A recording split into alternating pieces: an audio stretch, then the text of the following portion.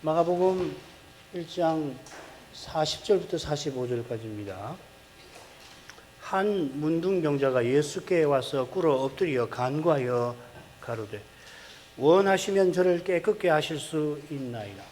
예수께서 민망히 여기사 손을 내밀어 저에게 대시며 가라사대 내가 원하노니 깨끗함을 받으라 하신대 곧 문둥병이 그 사람에게서 떠나가고 깨끗하여 진지라.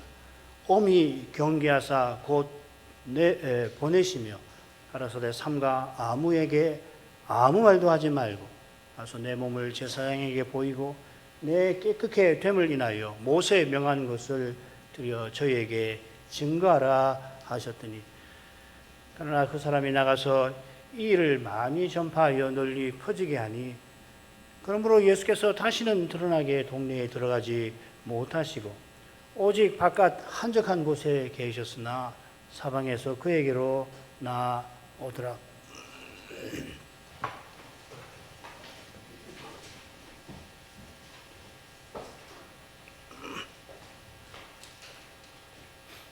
마가 선생은 갈릴리 사역을 시작하시면서 주께서 제자를 부르시고 치유 표적들을 행하셨다는 걸 중점으로 기록합니다. 치유 표적이 넷인데 둘씩 묶인다고 말씀을 드렸죠. 그 두 묶음 사이에 지난주 우리 살핀 주께서 표적 행하신 목적이 나옵니다. 주께서 표적을 행하신 목적은 하나님 나라를 전하시는 데 있고 38절에 명시되어 있지 않습니까? 우리가 다른 가까운 말들로 가자. 거기서도 전도하리니 내가 이를 위하여 왔노라. 안식일이 끝나자마자 가버나움 동네에 많은 병자와 귀신 들린 자들이 베드로의 집에 몰려왔고 주님께서 일일이 손을 얹어 그들을 고치시고 또 많은 귀신을 쫓아내셨습니다. 얼마나 고되셨을 텐데 또 얼마나 주무셨을는지 아직 어두운 때에 주님은 홀로 한적한 곳에서 기도하셨습니다. 베드로와 다른 제자들이 주님께 와서 사람들의 열화와 같은 기대를 고합니다만 주님께서는 사람의 뜻이 아니라 하나님의 뜻을 받들고자 하십니다. 이를 위해서 기도하셨겠지요. 아버지의 뜻은 하나님께서 아들을 세상에 보내어 죄인을 구원하시고 그 나라를 세우시는 겁니다. 이를 위해서 그리스도를 십자가에 내어 주시는 것입니다. 이것이 하나님의 복음이고 하나님 나라의 교훈인 것입니다. 주께서 이어 온 갈릴리에 다니시며 회당에서 전도하시고 또 귀신들을 내어 쫓으셨습니다. 누가는 같은 사건에서 귀신 쫓은 이 일은 기록을 하지 않습니다. 누가가 기록하지 않았더라도 더욱이 물론 이후에도 주님께서 계속 귀신을 쫓아내셨지요. 그런데 마가가 여기 귀신 쫓으신 일을 기록한 것은 이를 위해서 전도하기 위해서 왔노라고 말씀하시고 가서 전도하실 뿐 아니라 귀신을 쫓으셨다 굳이 밝히는 이유는 제자 부르신 일을 귀신 쫓으신 일과 긴밀히 붙여서 제시하는 이 마가의 그 독특한 관점과 무관하지 않을 것입니다. 이미 제가 전체 줄거리, 본론의 줄거리에서 이 점을 말씀드렸고 앞으로 중요한 이 단락을 가게 되면 또 말씀을 드릴 테니까 여러분은 마가복음을 쭉 읽으시면서 이러한 관점에서 마가복음 전체를 한번 읽어보셔도 됩니다. 단 전체 읽어봐야 얼마 걸리지도 않습니다. 실은 성경 길어 보이지만은 다 앉아서 쭉 읽으시면 그리 많이 걸리지 않습니다. 중요한 거는 여러 관점에서 읽는 거예요. 아, 이렇구나. 마가 선생은 다시 두 치유 표적을 기록하는데 하나는 문둥병자 고치신 거고 다른 하나는 중풍병자 고치신 건데요. 자, 오늘 읽은 이 문둥병자 사건을 먼저 둘로 나눠보죠. 병자를 고치신 일 그리고 그에게 경계하신 일, 이 둘로 나눕니다. 먼저 40절부터 42절 읽겠습니다. 한 문둥병자가 예수께 와서 꿇어 엎드려 간구하여 가로되 원하시면 저를 깨끗게 하실 수 있나이다. 예수께서 분명히 여기서 손을 내밀어 저에게 대시며 가라사대 내가 원하노니 깨끗함을 받으라 하신데 그 문둥병이 그 사람에게서 떠나가고 깨끗하여 진지라. 이 사건은 누가복음에도 나오고요. 마태복음에도 나옵니다. 마태복음에는 8장에 나옵니다. 기록된 내용을 보면 이 세 사건은 동일한 것 같아요. 마지막 예루살렘 여행 때 예수님께서 이 10명의 문둥병자를 고치신 사건 기억나시지요? 한 사람만 돌아왔죠. 문둥병자가 예수님께 와서 엎드립니다. 이는 예수님께서 갈릴리 어느 마을의 외곽을 지나셨을 때일 겁니다.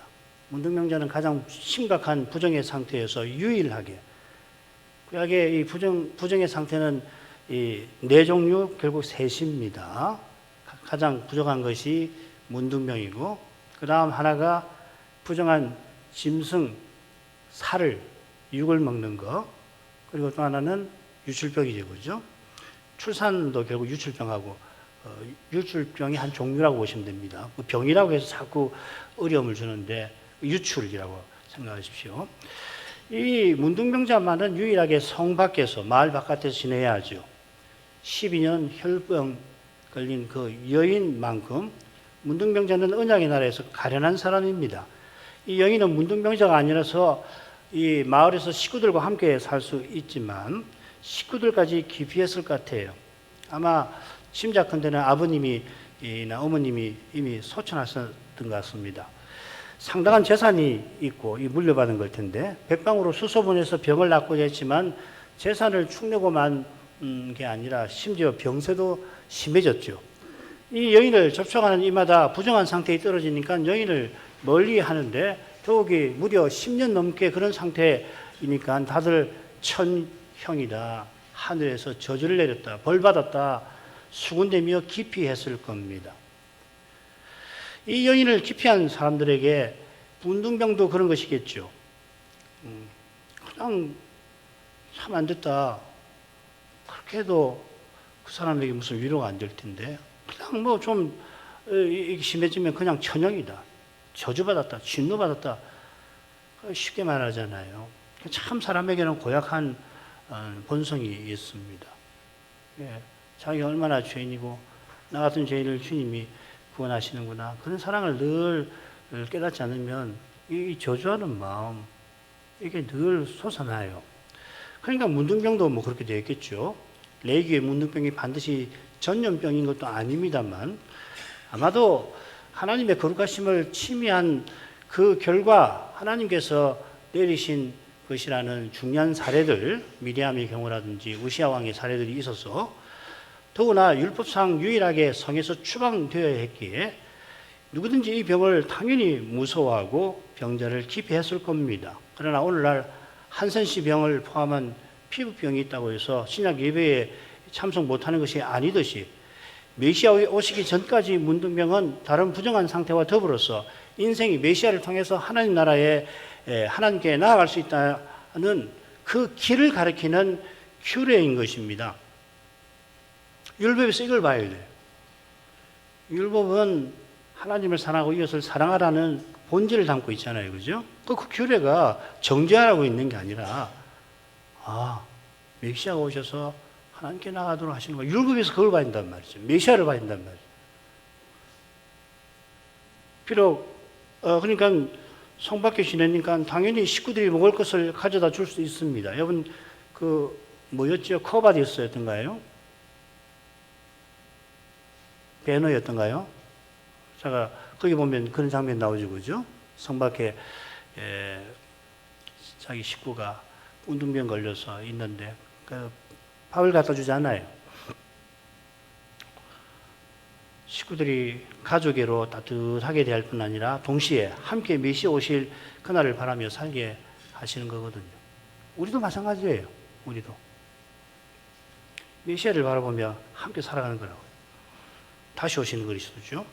비록 성전 제사에 참석하지 못하고 마을 회당에 예배하지 못합니다만 저 옛날 엘리사가 이방인 장군 나하만의 문둥병을 고쳐준 일을 기억하고서 오실 메시아와 영원한 나라를 바라보게 하신 것입니다. 문둥병자 중에 한센 씨 병자는 아마 많이들 평생 성 밖에서 지내며 쓸쓸히 죽음을 맞이했을 겁니다만은 그 병 때문에 그들이 아브라함의 품에 이르지 못하는 건 결코 아닐 거예요.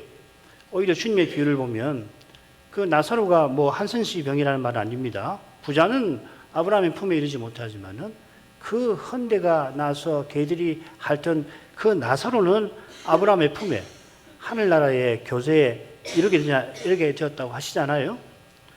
하늘아버지께서 자기 아들을 아끼지 않고 내어주시는 분이니 하나님 언약을 간절히 바라는 문둥병자들을 외면하실 리가 없습니다.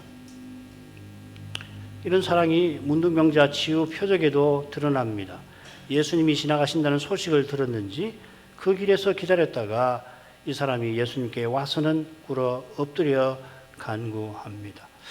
이 와서 꿇어 엎드려 간구한다. 이 세 동사가 쓰였는데 마가는 왔다는 말을 강조해요. 현재형을 많이 씁니다. 이게 참 특이한 표현이죠. 영어에도 역사적 현재라는 우리 청소년들 영국부 보면 그런 거 있죠, 그죠? 과거 역사를 현재형을 써서 생생하게 묘사하는, 강조하는 건데, 그보다도 더 강하게 이 헬라어를 연구해 보면은 현재형을, 과거 사건을 기록하는데 갑자기 현재형을 쓰면 강조하는 거예요. 이런 것이 이 번역에는 표시가 안 돼서 아쉽긴 합니다만, 예수님께 그가 온 이것을 강조하는 겁니다. 예수님 말씀이 당장에 생각납니다. 전에 너희에게 말하기를 내 아버지께서 오게 하여 주시지 아니하시면 누구든지 내게 올 수 없다 하였으노라. 요한복음 6장 65절입니다. 주님께 오는 것이 영생을 얻는 길이지요. 요한복음에는 특히 이렇게 표현합니다. 아버지께서 주님께 주신 자가 예수님께 온다 하셨습니다. 바울만큼 요한은 오직 은혜를 힘써 전합니다. 여러분 요리문답서 돌아가셔서 보시면 증거구절이 있잖아요. 특히 이 구원론에 관한 이 증거 문답들 증거구절을 보시면 어디 많이 나오느냐? 당연히 요리문답은 바울 서신이 제일 많이 나옵니다.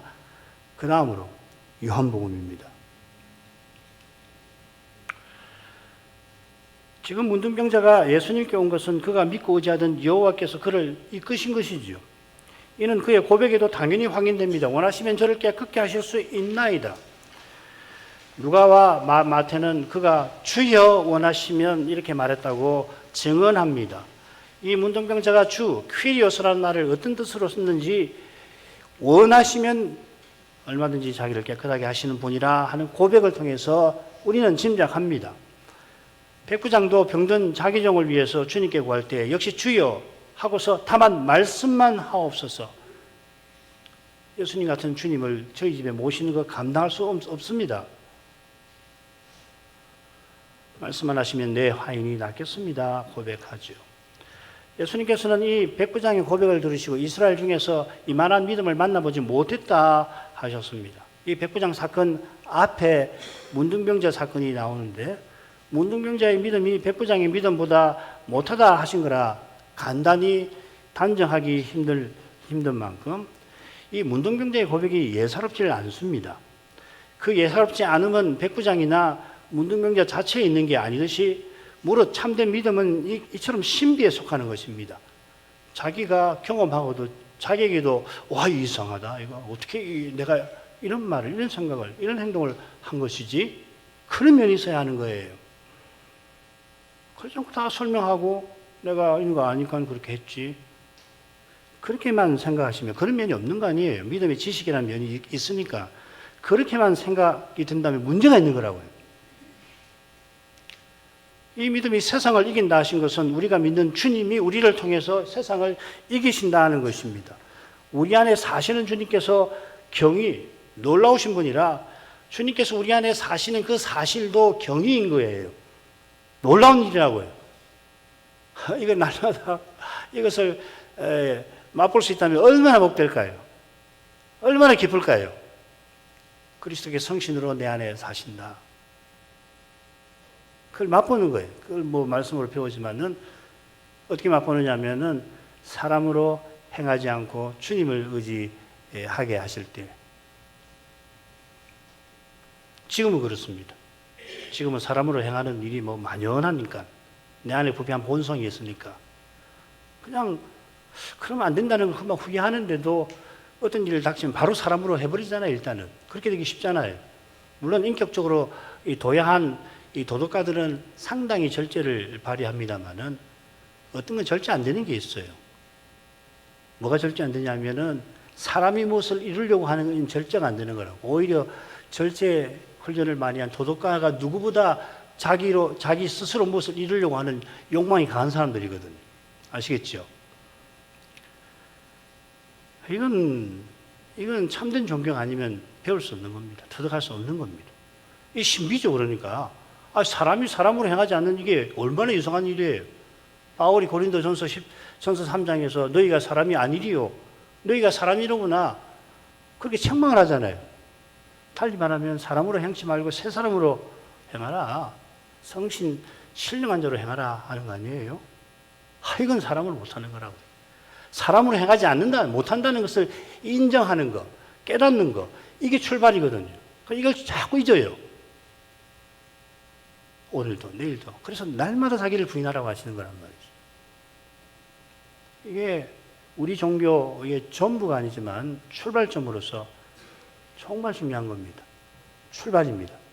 출발선에 늘 바로 서지 않으면 앞으로 나아갈 수 없어요.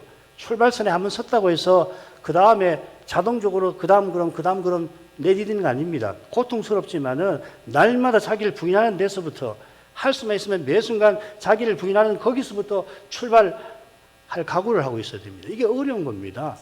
이게 보통 어려운 거 아니에요. 자본에서도 성을 지키는 것보다 자기 마음을 단속하는 것이 더 어렵다고 이야기하는 게 바로 그거 아니에요. 그러니까 이 신비가 드러나는 이런 믿음의 순수함에 있습니다. 그리스도를 전부로 모시는 거기에 있습니다. 이거 이념입니까? 성경에 기록됐으니까 그렇지. 실제로는 그렇지 않지 않냐? 예, 그렇습니다. 실제로 그렇지 않은 것이 많은 데 있죠. 그러나 이게 진리라고 믿는 거예요. 이렇게 살 수 있는 거예요. 성신께서 이렇게 살게 하시는 거예요. 잠시라도, 조금이라도. 그게 중요한 거라고요. 근데 이걸 이렇게 생각하지 않고, 그건 뭐 성경책에 있는 것이지. 그런 거 어디 있어? 그럼 어떻게 합니까? 좀 더 종교적인 인물로, 그죠? 윤리적인 삶. 그러면은 본질을 놓치는 거예요. 본질을.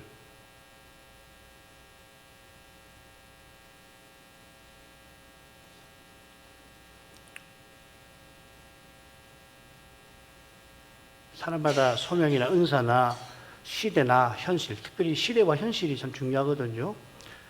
어떤 시대에 사는가에 따라서 주님이 역사하시는 범위, 방식, 정도가 다 다릅니다.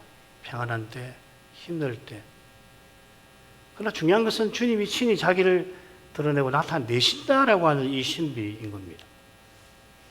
이런 점에서 사람이 나서서 뭘 이루려고 하는 이것이 믿음의 길에서 늘 심각한 장애입니다. 믿음을 말하면서 결국 믿는 나를 비범하게, 비범이란 말은 좀 제가 볼 때는 좀 부적절한 면이 있어요. 남과 다르게, 남보다 좀 낮게 만들려고 하는 것이 현저하는 데서 있는 장애가 나타나죠. 예수님께서 문둥병자의 간골 들이시고 민망히 여기셨습니다. 자, 이건 넘어가죠. 민망히 여긴다는 말을 왜 제가 설명하려고 하냐면, 오늘날 민망히 여긴다는 말은 대개 어떤 뜻이냐면은, 이 딱한 현실, 이 당황스러운 이 현실에서 어색하고 불편할 때, 민망해. 이렇게 쓰잖아요. 성경에서 민망하다 할 때는 안타까워하는 겁니다. 불쌍히 여긴다는 말입니다. 이걸 성경 읽을 때마다 민망히 여기신다 할 때 불쌍히 여기신다, 이런 뜻이라는 걸 먼저 생각하시라 하는 겁니다. 주님께서 이 문둥병자에게 굳이 손을 내밀어 대시지요. 문둥병자와 접촉하셨으니까 주님은 그날 저녁까지 부정한 상태에 계셔야 합니다. 여러분, 부정한 상태는 그 자체로 죄가 아닙니다. 이걸 꼭 기억하셔야 됩니다.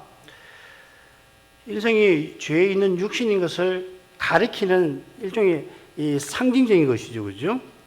죄 없인 주님이 회개의 세례를 받아주신 것처럼 주님께서 치유 표적을 통해서 우리의 연약함을 담당해 주시는 거거든요. 자, 넘어가죠. 주님께서 내가 원한다 하시며 고쳐주십니다. 이 겟세마네에서 내가 원하는 대로 마옵시고, 이 원한다는 말을 내가 원한다, 제가 원하는 대로 마옵시고 할 때 거기에 나옵니다.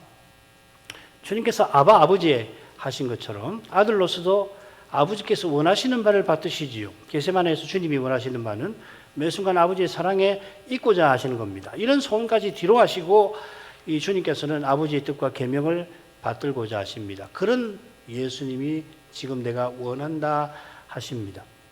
아버지의 뜻을 온전히 따르는 소원이지요.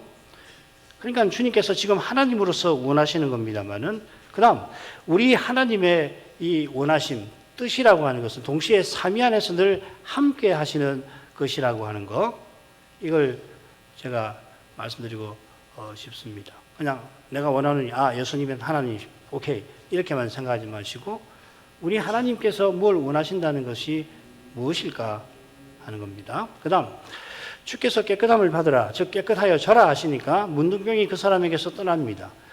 그리고 즉시 그가 문둥병에서 놓였습니다. 얼마나 오랫동안 문둥병에 걸렸는지 우리는 모릅니다만은 말씀하신 그 즉시로 완전히 깨끗해졌습니다. 그런데 그러자 즉시, 제가 여러 번 말씀드립니다만은 여기서 그러자 즉시라고 마가가 썼을 때 강조하려고 하는 것은 예수님께서 하나님의 뜻을 신실하게 이루신다는 그 점을 마가는 강조하는 것 같아요. 어떤 일은 성격상 즉시로 이루어지질 않습니다. 무슨 말이냐면 우리는 즉시로 이루어지면 더 낫다고 생각하고 그렇게 되기를 우리는 바라잖아요. 효과, 내가 바라는, 당장 원하는 그 무엇이 있기를 바라는 마음이 강하잖아요. 그런데 어떤 일은 그렇게도 안 됩니다. 가령 주님께서는 바울이 3번이나 기도해도 그의 병을 끝내 낫게 해주시지 않았습니다. 바울의 생각에는 자기 병이 복음 전파에 큰 장애가 되었지만 눈이 굉장히 나빠가지고 눈이 벌겋고, 누가 가서 보면 저걸 위대한 선제라고 사도로 생각하는 게 아니라 사람이 보면은 그냥 아이고 무슨 저렇게 사람이 얼굴이 저래 그랬을 것 같아요. 그럼 복음을 전파하는데 얼마나 어려웠겠습니까? 오히려 주님께서는 바울의 그 연약함을 통해서 주님의 능력을 나타내려 하셨습니다. 큰 장애가 오히려 더 큰 능력의 기회가 되게 하신 것입니다. 바울이 이 사실을 고린도후서 12장 기록하고 있잖아요. 그죠? 그때 그 무렵에 그 직전 같은데 예배소에서 어떤 일이 있었습니까? 바울의 수건만 갖다 대도, 앞치마만 갖다 대도 병이 났고 귀신이 달아났지 않습니까? 그리고 바울이 스페인 선교 후에 아마 보냈을 디모데 전서를 보면 그 디모데 전서는 에베소에서 이 섬기는 디모데에게 보내는 편지인데 그가 위장병이 있었던 것 같아요. 만성 위장병이 있는데 바울이 뭐 고쳐주지 않았습니다. 전에도. 포도주를 좀 쓰라고 그랬죠. 표적행할 능력이 있는데 사도는 주의 뜻을 조차 쓴 것입니다.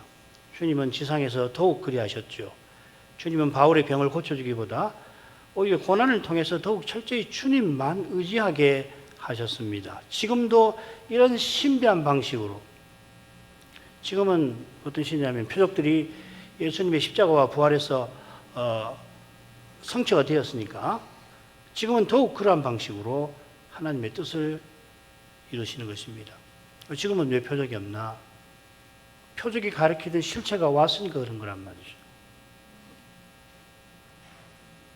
주님만 의지하는 이게 중요한 거예요.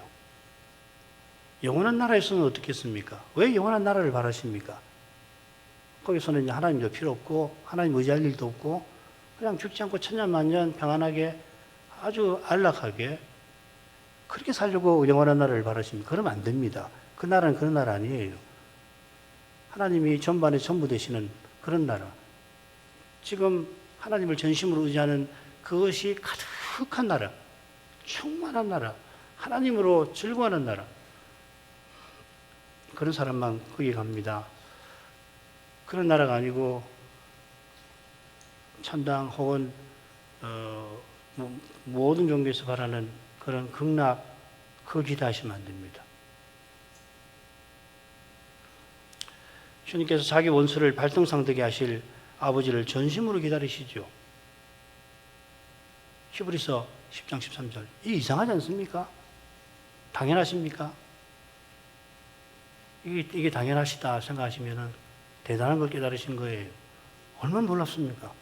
하늘과 땅의 모든 권세를 받으신 그분이 아버지를 전심으로 기다리고 계신다고요. 늘 기도하신다고요. 의지하시는 거죠. 의지하시는 거 아니에요. 바로 여기에 배도의 도전을 식별하고 이기는 비결이 있습니다. 왜 배도를 말합니까? 죄와 죽음의 권세의 가장 집약적인 것이 이 배도의 문제 아니에요. 하나님께서 어떤 일은 바로 그 자리에서 즉각 행하기도 하시고 어떤 일은 심지어 약속과 달리 이루어지지 않게 하시는 것처럼 행하기도 하십니다. 기도의 응답은 즉답만 있는 게 아니라 이 체답도 있고 변답도 있습니다. 체답은 천천히 시간을 끌어서 들어주실 만한 여건이 되실 때 들어주시는 거고, 변답이라고 하는 것은 구하는 것이 그 사람에게, 교회에게 딱 맞는 것이 아니니까 바꾸어서 들어주시는 거잖아요.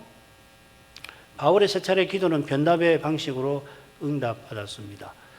중요한 것은, 참으로 중요한 것은 하나님이 이 기도를 반드시 듣고 응답하신다는 사실입니다. 달리 말하면 참된 기도 자체가 실로 중요한 거예요. 참된 기도가 중요한 것은 하나님이 문둥병자들어 예수님께 오게 하신 것처럼 성신으로 기도하게 하시는 거기에 있는 것입니다.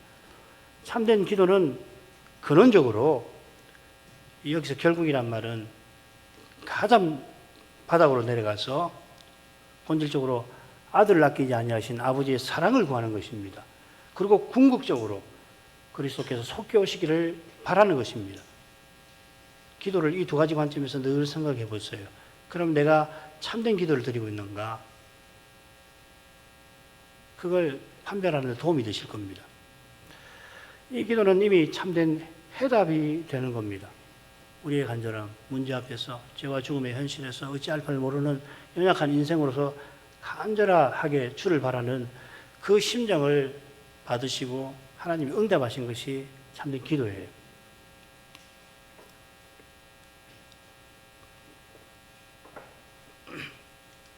그 다음 가죠.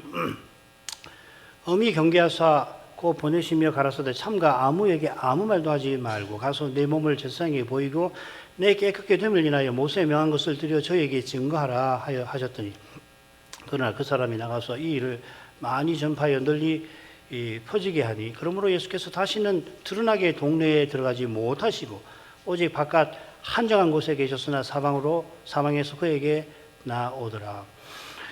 예수님께서 병을 고치시고 엄히 경계하셨습니다. 이 경계한다, 엄히 경계한다는 한낱말인데요. 이걸 보면은 나머지 보면 둘 다 분노를 표시를 합니다. 여기서는 주님이 분노를 표시하셨다고 단정할 수가 없어요. 그런데 그 뒤에 나오는 주님의 말씀의 엄중함을 고려하면 매우 단호한 태도를 그에게 보이신 것은 분명합니다. 그렇잖아요. 주님께서 그를 즉시 보내셨다 했는데 이 보냈다라고 하는 표현이 어디 나오냐면 바로 앞에 귀신 쫓아내시는 첫 번째죠. 거기 그 사건이 나오는 게 아니라 1장 39절에 많은 귀신을 내어 쫓는다 할 때 그 말입니다. 액바알로라는 말입니다. 바로 앞에 그 용어를 쓴 거예요. 몇 절 앞에 39절이면은 뭐 몇 절 안 되잖아요. 여러모로 주님께서 문둥병자 대하시는 태도가 고쳐주실 때와 사뭇 다른 느낌을 갖게 합니다. 주님께서 먼저 삼가 아무에게 아무 말도 하지 말라고 명하십니다. 이 비싼 명령이 여러 군데 있는데요. 여기 보면은 다른 데는 보면 되게 아무에게 말하지 말라 뭐 이런 식인데 아무것도 말하지 말라고 더 하십니다. 이만큼 강하게 경계하신 것이 변화산 사건을 말씀하시면서 아무에게도 너희 본 것을 내가 다시 부활할 전까지는 말하지 말라, 알리지 말라. 또 비슷한 강도입니다. 매우 단호하게 명하십니다. 그 이유가 46절에 그 이유를 우리가 일부 알게 되죠. 이 사람이 명령을 따르지 않아서 주님이 다시는 동네에 드러나게 들어가시지 못했다 하셨습니다. 이건 나중에 보지요. 주님께서 그 사람의 됨됨이 또 성향 뭐 이런 것을 다 아시고 단박에 아셨겠죠. 그리고 경계하신 것 같습니다. 그가 좋은 뜻으로 주님의 표적을 널리 알리고 또 많이 알렸더라도 오히려 주님께서 복음 전하시는 일에 오히려 나쁜 결과를 가져온 겁니다. 사람이 참으로 하나님을 위하려고 한다면 말씀을 겸손히 받들어야 합니다. 달리 방법 없습니다. 말씀을 겸손히 듣는 것 이는 사실 자기가 나서서 하나님을 위하겠다는 마음조차 못 품지요. 말씀을 겸손히 듣는 것은 그 겸손한 마음이 있으면 내가 뭐라고 주님의 일을 이런 생각이 들잖아요. 주께서 무슨 일을 맡겨드려도 주님 제가 어떻게 감히 그렇게 할 수가 있을까요? 모세를 생각해 보시면 됩니다. 모든 사람이 그런 건 아니지만은 말씀을 듣고 자기가 누구인지를 알면 나설 수가 없어요. 하나님은 친히 구원하십니다. 사람은 구원받을 뿐입니다. 이 진리를 늘 마음에 새겨야 하나님 말씀하신 대로 친히 이루신다는 이 사실을 더 깨닫고 더 말씀을 겸손히 듣고 또 받들게 되는 겁니다. 그렇게 안 하면 말씀을 안 들어요. 말씀이 들리지가 않아요. 그리스도처럼 들은 말씀으로 간구하시고 아버지를 기다리게 하시는 거죠. 예수님이 그렇게 하시는데 우리가 뭐라고 예수님보다 더 뛰어난 척 할 수 있습니까? 예수님도 그렇게 하시는데 우리는 더더구나 예수님을 본받기를 구해야 하잖아요. 매우 수동적이죠. 예. 그런데 매우 수동적이어서 되는 게 아닙니다. 완전히 수동적이어야 합니다. 완전히 수동적이어야 돼. 그래야만 하나님께서 행하시는 일에 제대로 바르게 쓰임 받는 겁니다. 자, 예수님께서 할 일을 일러주시는데 레위기 규례를 따라서 그 몸을 깨끗해진 몸을 제사장에게 보이고 모세가 명한 제사를 드리라고 하는 것이죠. 이 레위기 14장에 보면 이게 나와요. 모두 8일간 정결례가 이루어지는데 처음 7일간 있고 그 다음 제8일에 4개의 제사를 드리는 거 그 기억을 하실 겁니다. 속건제, 속죄제, 그리고 번제. 번제를 드리면 항상 소제를 같이 드리거든요. 그래서 4가지가 됩니다. 그의 이 처음 7일간의 정결 규례는 이 사람이 지금 갈릴리 사는 사람 아니에요. 그러니까 이 절차는 자기 지역에 사는 제사장에게 가서 몸을 보이고 이 절차를 할 겁니다. 이 제사장이 성전에만 사는 게 아니죠. 예수님 당시에 한 16,000명 정도가 제사장이었다고 그러는데 흩어져 살아요. 유대와 갈릴리에 흩어져 사니까 갈릴리에 사는 그래서 이제 반열을 따라서 24반열에 따라 가지고 그 16,000명 중에서 반열을 24반열을 정하고 그 24반열을 제비 뽑든지 차례로 해가지고서 제사장 봉사를 하는 거죠, 그죠? 그 세례요한의 아버지 사가랴가 이 제비 뽑혀가지고서 그 반열 중에서 자기 속한 반열 중에서 또 제비 뽑혀가지고서 이 분향하러 들어가잖아요. 그러니까 이 갈릴리에 사는 제사장에게 자기 몸을 보이고 그리고 제7일간에 처음 7일간의 정결례를 행하고 그 다음에 예루살렘에 가서 제사를 드려야 되는 거거든요. 그러니까 사실 이게 굉장히 어렵습니다. 7일 동안 갈릴리에서 하고 8일 바로 갈 수 없잖아요. 그죠? 자, 이건 다른 문제니까 다음에 또 생각하고 아무튼지 이 규례가 그렇습니다. 핵심은 뭐냐면은 문둥병 이 정결 제사가 4개의 제사를 드리고 거기에 담긴 교훈이 실로 거룩하다는 겁니다. 이미 아시겠지만 4개의 제사를 드리는 경우가 둘이 더 있습니다. 하나가 뭐냐면 대제사장 임명식 때입니다. 이때는 속건제 대신 화목제를 드리죠. 속죄제, 번제, 소제, 화목제. 그 다음 그것과 맞먹는 것이 나시린 서원을 이행했을 때 역시 4가지를 드리게 됩니다. 그러니까 이 나시린 규례라고 하는 것이 이 구약 시대에 여성도 여성을 폄하하는 거 아닙니다. 남성만 아니라 여성도 대지상으로서 살게 하시는 기로죠. 기간 정한입니다. 대부분 뭐 몇몇 위대한 선지자나 이런 분들 외에는 기간을 정하죠. 그러고선 그 기간 동안에 대지상처럼 살게 하신 거예요. 이 얼마나 놀라운 규례 아닙니까? 그리고 이 문둥병자가 낳은 다음에 4개의 제사를 드리는데 화목제와 속건제가 종류 다르지만 이 문둥병자의 경우는 속건제 피를 가지고 대지상의 경우에는 화목제의 피를 가지고 대지상의 오른 깃불, 오른 엄지가락, 오른 발가락에 피를 바르게 하잖아요. 대지상 임명식 때 그런 일을 하는데 문둥병자가 회복된 다음에 그렇게 해요. 무슨 의미겠습니까? 문둥병 가장 부정한 상태에 있다가 벗어난 그 사람이 대지상의 심정을 품고 살라 하시는 거 아니겠어요?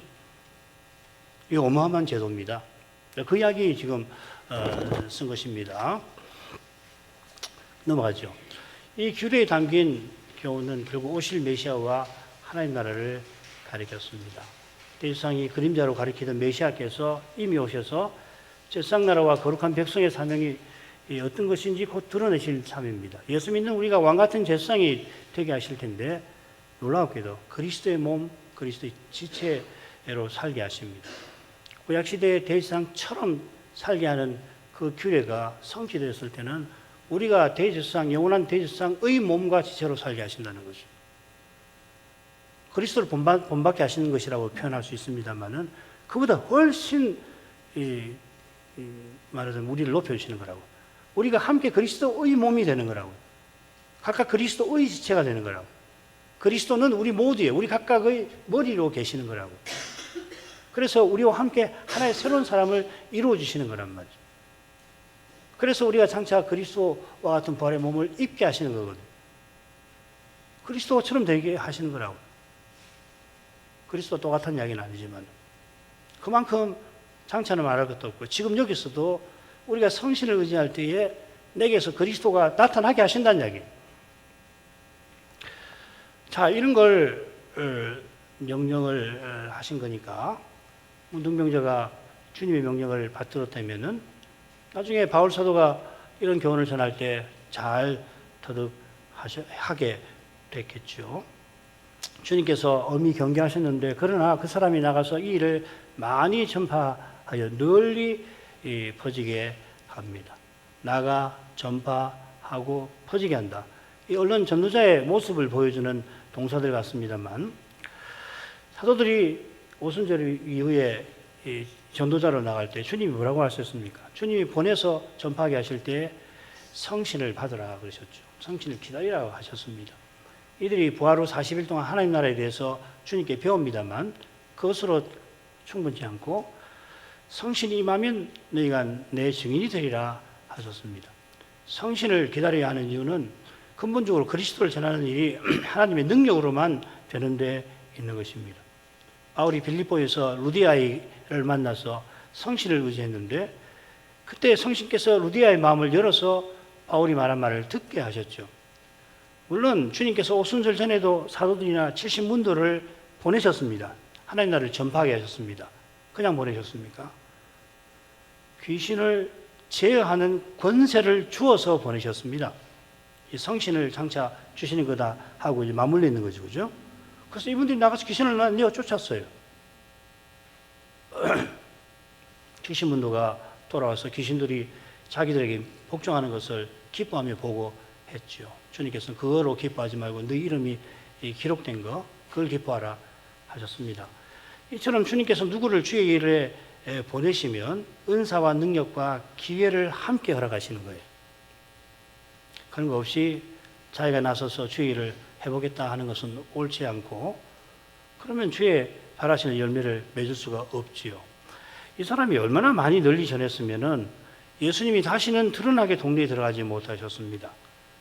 주님께서 어느 동네에 들어오신 것이 보이면 혹은 어느 동네로 가신다는 소문이 들리면은 사람들이 귀신 들린 사람들, 자기 병자들을 다 데리고 몰려갔던 것입니다. 가버나움 동네 하나에 많은 병자와 많은 귀신 들린 자가 있었던 것처럼 갈릴리 다른 고을들도 사정이 비슷했죠. 예수님이 얼마 후에 고라신 베세다 가버나움에게 화이설진저 경고하시면서 이 고을들은 가장 권능을 많이 베푸신 곳이라 언급을 하셨습니다. 주님께서 드러나게 들어가시지 못해도 권능을 많이 행하셨다면 만일 드러나게 동네에 들어가실 경우에 하나님 나라 전하시기가 참 힘드셨을 것 같아요. 말씀을 듣고 깨닫는 일이 없이는 표적에서 눈에 보이는 기이한 능력과 결과의 마음이 빼앗기고 주님의 참된 영광을 보지 못하는 겁니다. 말씀을 듣고도 깨닫지 못하게 됩니다. 주님이 말씀하시니 거기 거룩한 영광이 드러나니까 뭔가 다른 것이 있다는 걸 모르진 않습니다만 그러나 바리새인처럼 주님을 미워하고 죽이는 일도 생기는 겁니다. 저 그리스도가 장차 등장하면 세계적인 문제를 단번에 풀어줄 듯이 거짓 표적을, 희한한 표적을 행할 텐데 주의 거룩한 영광을 늘 뵙는 교회와 신자가 아니면 그 표적의 마음이 빼앗기지 않을 수 없고 게다가 온 세상이 추정하는 그 짐승을 쫓아가지 않고 베길 수 없을 것입니다. 표적에서 희한한 능력, 결과 어떻게 됐든지 상관없고 결과가 나에게 나의 육의 몸에 썩고 이 부끄럽고 약한 문제를 풀어줄 것만 같으면 환영하는 거란 말이죠. 이게 편의주의라는 거 하는 거 아니에요? 방식은 어떻게든 상관없어요.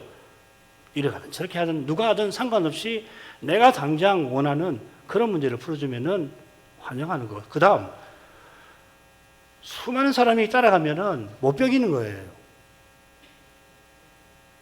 이게 뭡니까? 힘. 꾀죠.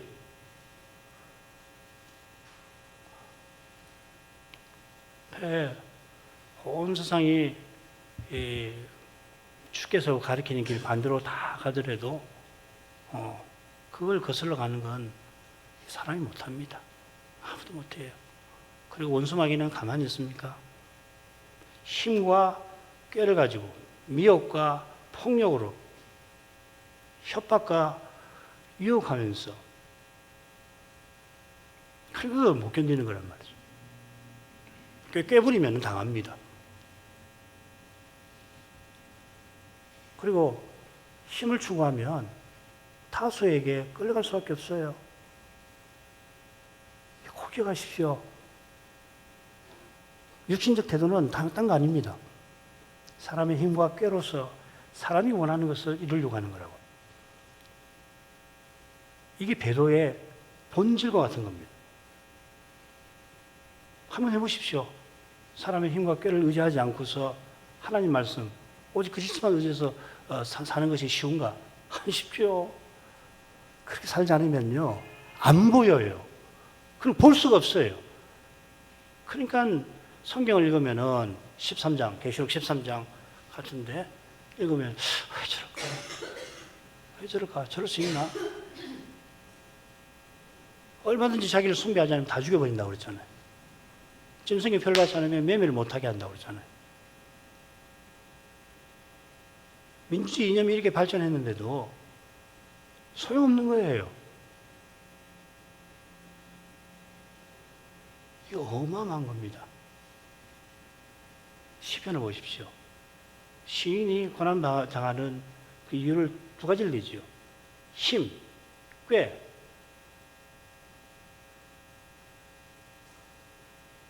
고린도전서 7장 16절 이하에 그리스도는 하나님의 지혜, 능력. 하나님의 미련한 것이 사람의 지혜보다 낫고 하나님의 약한 것이 사람의 힘보다 강하니라. 미련, 약함, 고난입니다. 이걸 깨닫지 못하면 똑같아요. 이게 특별히 나빠서가 아닙니다.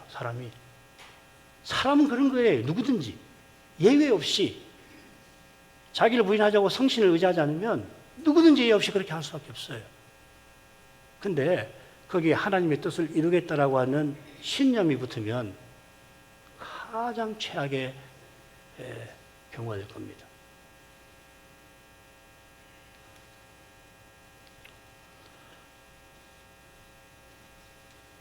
주님께서 문둥병자를 고쳐주셨는데,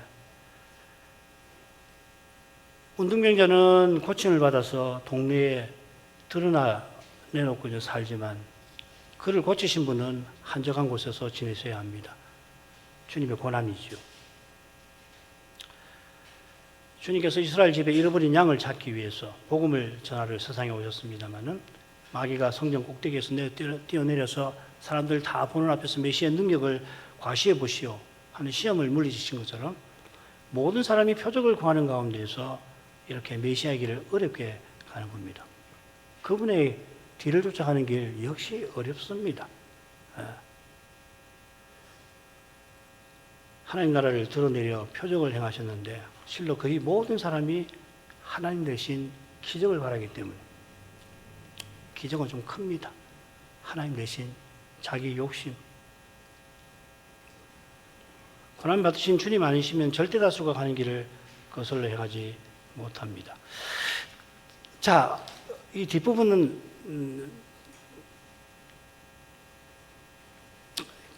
간단하지 하죠. 주님께서 한적한 곳에 계시는데 사방에서 그에게 나옵니다.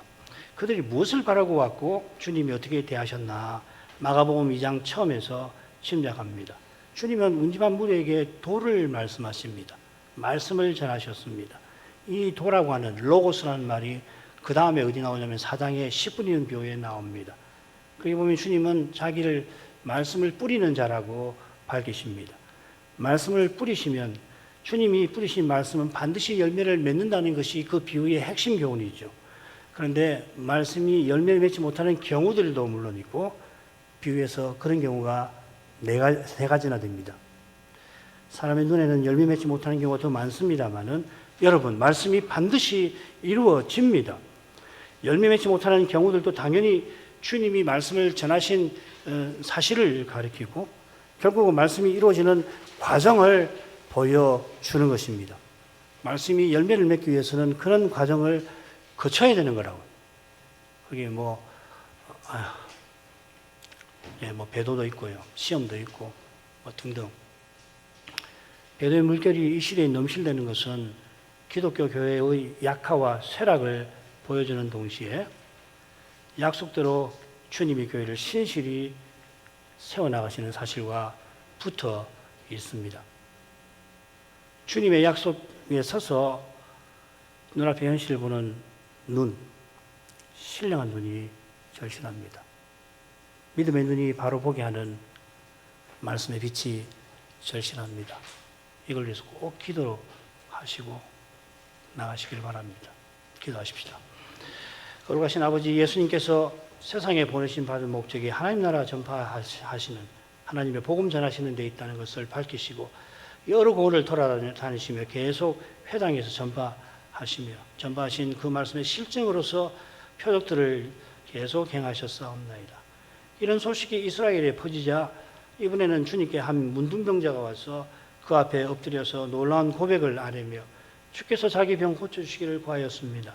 이 병이 한센시 병이 아니더라도 이스라엘 사회에서 언약 백성으로서 살아가기가 얼마나 힘들게 하는 것인지 저희도 모르지 아니하오나, 그러나 하나님께서 그 규례를 내신 목적이 죄와 허물로 죽은 인생이 육신의 욕심을 이루면서 하나님을 대적하던 거기서 벗어나게 하려 하신 데 있음을 표적들에서 배우게 하십니다. 예수께서 굳이 손을 내밀어 그에게 대시며 내가 원한다 하시고 고쳐주십니다. 주님의 이런 행위들에서 배울 수 있는 교훈이 얼마나 많은지, 그 교훈은 얼마나 심오한지 저희가 다 헤아릴 길이 없습니다. 다만 그 교훈을 터득할 수 있게 하셔서 지금 여기서 죄와 죽음의 현실을 어떻게 대해야 할지를 알게 하시고, 그 현실에서 주님 주시는 그 부활의 생명을 받아 살아낼 수 있게 하옵소서. 그래야만 문둥병자가 주님을 위안으로 하면서 오히려 주님의 길에 장애되게 한 그 연약과 부족에서 벗어날 수가 있겠나이다. 저희가 그리스도를 더욱 사랑하되 주님을 전부로 모시며 살아갈 심정을 더욱더욱 품게 하여 주시옵소서. 예수님 이름으로 기도합니다. 아멘.